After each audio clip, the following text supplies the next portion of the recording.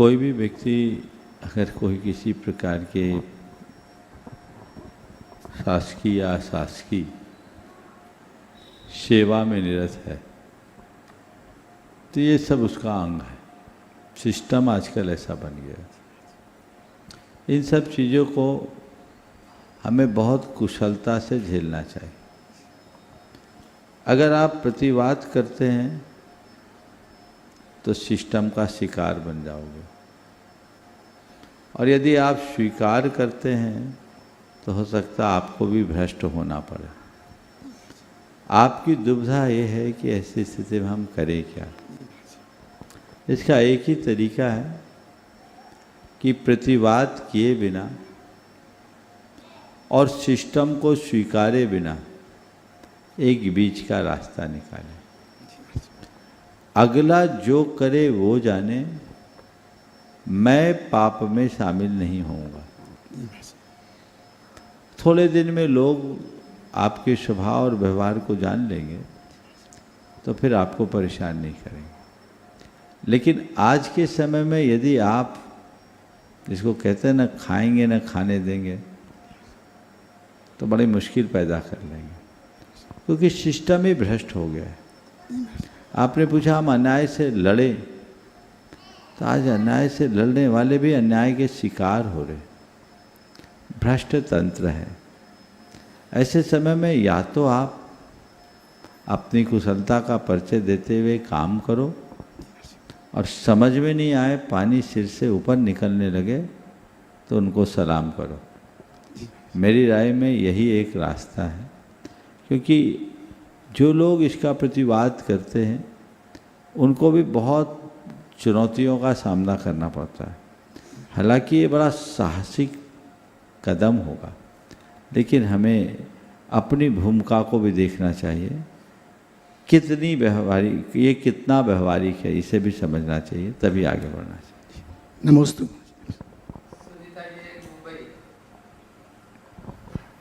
नमोस्तु भगवान। कहते हैं हाँ बोलो। कहते हैं कि भगवान जी की मूर्ति समचतुरस्र संस्थान होनी चाहिए।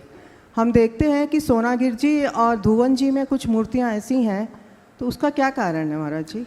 ये अलग अलग काल में बनी हुई मूर्तियां हैं, शिल्पकार हैं, शिल्पियों ने अलग अलग रूप में ही रखा।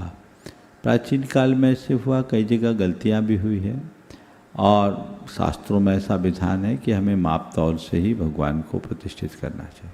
नमोस्तु भगवान। ज्योति जी जैन दिल्ली गुरु चरणों में अपना प्रश्न करें और तैयार रहेंगे। ब्रह्मचारी विमल भैया जी गया। गुरुवर के चरणों में मेरा और मेरे पूरे परिवार का अनंतों बार नमोस्तु नमोस्तु नमोस्तु। गुरुवर, आज परम सौभाग्य है हमारा कि मेरा पूरा परिवार आज आपके दर्शनार्थ हेतु आ पाया है। गुरुवर, अंतरंग तप में स्वाध्याय और ध्यान दोनों आते हैं, और जैसा कि पढ़ने में आता है ध्यान से ही केवल ज्ञान की प्राप्ति होती है, फिर स्वाध्याय को परम तप क्यों कहा गया है? स्वाध्याय ध्यान का आधार है। बिना स्वाध्याय के ध्यान किसका करो? इसलिए स्वाध्याय करना चाहिए। जब ज्ञान बढ़ता है, निखरता है, तभी ध्यान लगता है। इसलिए ज्ञान और ध्यान दोनों एक दूसरे के पूरक है। हाँ, लेकिन ज्ञान का अभिमान नहीं होना चाहिए। ज्ञानात्मक ज्ञान से प्रेरित हो तो ध्यान का आधार बनता है, और ज्ञानी ही ध्यानी बनता है। इसलिए स्वाध्याय को इतना महत्व दिया। नमोस्तु गुरुवर। ब्रह्मचारी विमल जी दादा जी गया गुरु चरणों में अपना प्रश्न करेंगे और तैयार रहेंगे। राजेश प्रिंसी जैन जबलपुर। नमोस्तु गुरुदेव। गुरुदेव, बहुत पहले मैंने मुंशी प्रेमचंद जो साहित्य में बड़ा अग्रणी स्थान रखते थे, और जीवन मूल्यों पर बहुत उनकी कथाएं प्रकाशित हुई हैं। एक कथा मैं पढ़ रहा था तो उसमें एक पंक्ति आई कि उत्तरदायित्व का ज्ञान बहुधा हमारे संकुचित विचारों का सुधारक होता है, और जीवन मूल्यों का प्रदायक होता है। गुरुदेव, बात बहुत बड़ी है और मैं बहुत छोटा हूँ, कृपया सरलीकरण करके बताएं कि इसमें क्या रहस्य निहित है और उत्तरदायित्व है क्या और इसका जीवन में क्या उपयोग है। पहले आप उस लाइन को फिर से दोहरा दीजिए। उत्तरदायित्व का ज्ञान। उत्तरदायित्व का ज्ञान बहुधा हमारे संकुचित विचारों का सुधारक एवं जीवन मूल्यों संबंधी ज्ञान का प्रदायक होता है। गुरुदेव, एक प्रश्न इसमें और है। आज की स्थिति यह है गुरुदेव कि लोग उत्तरदायित्व ग्रहण करने से बचते हैं, उत्तरदायित्व नहीं ग्रहण करना चाहते, उससे बचना चाहते हैं क्योंकि इससे स्वतंत्रता बाधक होती है। तो ये कहाँ तक उचित है? गुरुदेव, मैं यह भी जानना चाहता हूँ कि उत्तरदायित्व ग्रहण करने के पूर्व किन किन बातों का हमें विचार करना चाहिए ताकि हम उत्तरदायित्व ग्रहण करके उसका सम्यक निर्वाह कर सकें। सबसे पहली तो बात मैं ये कहूँगा कि जो ये वाक्य है अपने आप में बिल्कुल सही है। ये बात सही है कि उत्तरदायित्व का ज्ञान हमारे गुणों में निखार लाता है, हमारे जीवन मूल्यों को आगे बढ़ाता है। उत्तरदायित्व है क्या? उत्तरदायित्व का मतलब है जवाबदारी या जिम्मेदारी।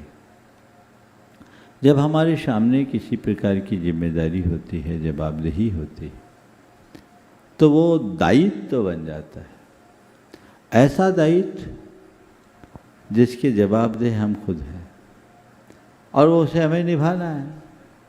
तो अपने ऊपर यदि कोई दायित्व हो तो उसे निभाना और निभाने की प्रतिबद्धता ही उत्तरदायित्व का बोध है।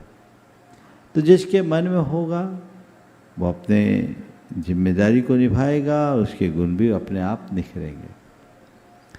आपने पूछा है कि बहुत सारे लोग उत्तरदायित्व निभाना नहीं चाहते। वे लोग हैं जो खुद के प्रति, परिवार के प्रति, समाज के प्रति जिम्मेदार नहीं होते। जो गैर जिम्मेदार लोग होते हैं वो किसी काम के नहीं होते, और जो जिम्मेदारी से जीते हैं उनके लिए हमें कोई चिंता नहीं करनी चाहिए।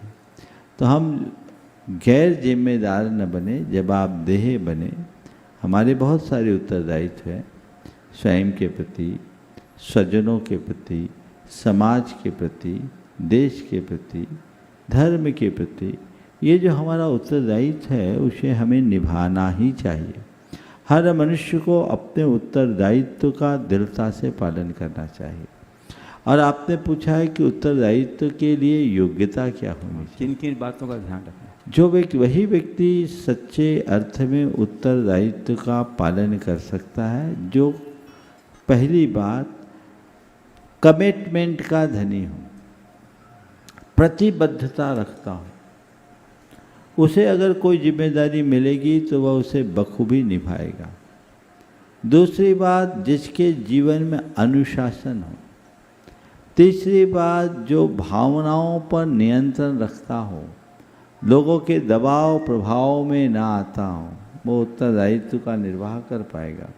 कई बार लोग भय और लोभ से प्रेरित या प्रभावित होकर अपने उत्तरदायित्व को भूल जाते हैं और चीज़ें हाथ से निकल जाती हैं।